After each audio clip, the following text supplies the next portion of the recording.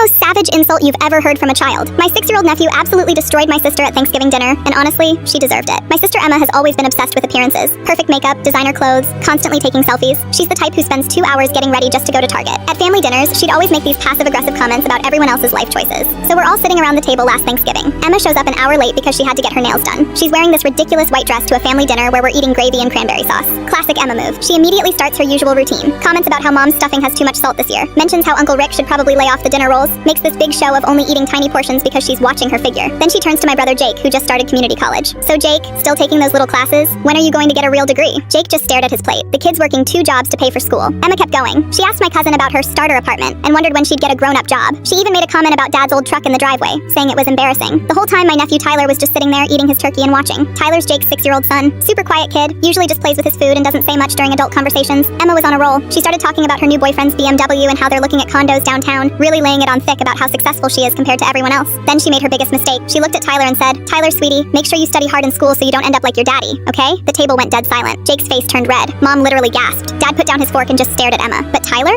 just looked up from his mashed potatoes, blinked those big innocent eyes, and said in the sweetest voice ever, "Aunt Emma, why do you talk so much when you don't have anything important to say?" The silence that followed was deafening. Emma's mouth fell open. She just sat there, frozen, with her fork halfway to her mouth. But Tyler wasn't done. He tilted his head like he was genuinely curious and added, "And why are you so mean to everyone when you're not even that pretty?" I nearly choked on my green bean casserole. Uncle Rick started coughing to hide his laugh. Mom's eyes went wide like she couldn't believe what she just heard. Emma's face turned bright red. She tried to stutter out some response, but Tyler just went back to eating like nothing happened. Meanwhile, Jake was trying so hard not to smile that his whole face was twitching. The best part? Tyler said it with zero malice. He wasn't trying to be mean. He was just asking honest questions the way kids do, which somehow made it 10 times more brutal. Emma sat there for maybe 30 seconds, then suddenly stood up and announced she had to leave early. Something about meeting her boyfriend's parents. She grabbed her purse and practically ran out the door. After she left, Tyler looked around the table and asked, "Did I say something wrong?" Dad just reached over and ruffled his hair, saying, "No, buddy, you said something very right." Jake was beaming with pride.